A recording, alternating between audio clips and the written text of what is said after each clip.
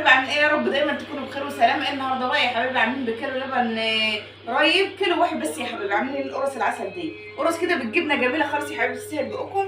حاجه جميله خالص وطريه، والمدارس للفطار عشاء خفيف 100 100. صلوا بينا على النبي يا حبايبي، ولايك بقى للمنوره كده واشتراك معانا في القناه. ونبدا بقى يا حبايبي بالصلاه على النبي على الطريقه بتاعتنا القمر دي. سمي بالله. معنا هنا بقى يا حبايبي بالصلاه على النبي معلقه بودر، معلقه خميره فوريه او قطعه يا رب من الخميره العاديه، انا مش مستخدمه خميره فوريه. معلقه سكر، ذره ملح، ومعانا هنا سمسم وحبه البركه. ده كيلو لبن يا حبايبي، انا حطيته في البرام كده من غير غليان. انا حطيته من غير غليان كده في البرام. لما راب وبقى بالجمال ده هتبيتيه ليله في التلاجة، تاني يوم هتطلعيه على الرخامه هيروب ويبقى عسل كده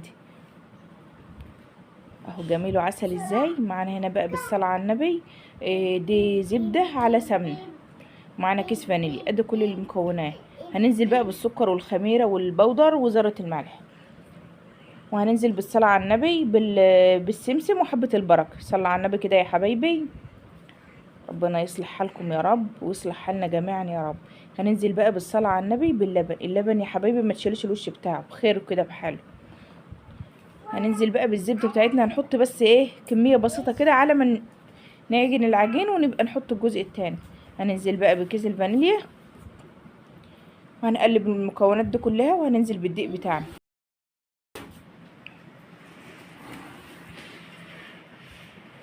حاجة كده سهلة وسريعة ومش هتاخد منك وقت، وهتعملي في فرن البوتاجاز. هنبدأ بقى ان احنا نعجنه كده يا حبايبي، ويبقى اهو واحدة واحدة كده مع العجينة بتلزق، العجينة ما تبقاش لابسة. هننزل بقى بالسمنة والزبدة لما تبقى بالجمال ده. اهم حاجة تعجني العجينة كويس، اهم حاجة اللتة يا روحي اهو. شايفين جمالها؟ هي بتلزق شوية كده، لسه عايزة لت تاني. هننزل بالصلاة على النبي، هنلت فيها تاني كمان شوية كده لحد لو لقيت، طول ما انت لقيت العجينة قدامك فيها لمعة كده، يبقى هي كده استكفت خلاص من الزبدة والسمنة. لقيتها تحس ان هي شرقانة كده ما فيهاش، مش باين فيها اللمعان كده، يبقى هي محتاجة سمنة او زيت تاني. حابة تحط زيت براحتك، بس انا ما حطيتش زيت، انا استكفيت بالسمنة والزبدة. معانا بقى هنا بالصلاة على النبي علبة الجبنة الرودس دي جميلة خالص، وطعمها بيبقى جميل قوي في المخبوزات، وجميلة خالص. هننزل بقى ان هنقطعها كده قطع صغيرة على حسب ما انت حابة، بس افضل ان انت حضرتك تعملها ايه القطع صغيرة كده، تبقى القرصة كده صغيرة كده وشكلها جميل. هنبدأ ان احنا نحط فيها حتة جبنة، وهنفتحها ونلفها كده يا روحي زي ما انت شايفة. جميلة خالص وسهلة وما بتاخدش اي وقت.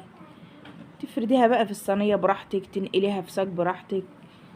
هي عامة ما بتبقاش كبيرة، بتبقى حاجة كده صغيرة خالص. انا سبتها بقى تخمر براحتها يجي ساعة كده ولا ساعة وربع على ما خمرت. والرفعة شو ارتفعت ازاي يا حبيبي، اختمرت كده وارتفعت. لازم تغطيها بكيس بلاستيك او اي حاجة عندك تغطيها عشان تساعدك في الخمر على طول. جميلة خالص وعسل ازاي. لايك بقى للمنورة يا حبايبي، وتشتركوا معاها في القناة عشان تنوروها يا حبايبي وتفرحوا قلبها.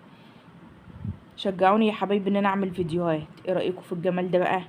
دي بقى بعد ما خبزتها يا حبايبي حطيناها على النار على الشبكة من تحت تاخد لون، ونرجع نرفعها على الشبكة. انا عاملاها في فرن البوتاجاز، حاجة جميلة خالص ومش هتاخد منك وقت. لايك بقى حلو كده من ايديك يا روحي للمنورة، واشتراك معاها في القناة عشان تشوفوا الوصفات بتاعة المنورة الحلوة اللي ان شاء الله هعملها. جميلة خالص اهي. نايتي حاجة كده بقى، مدارس عشاء خفيف فطار اي حاجة. عسل عسل، الف هنا وصحة على قلبكم. جميلة خالص.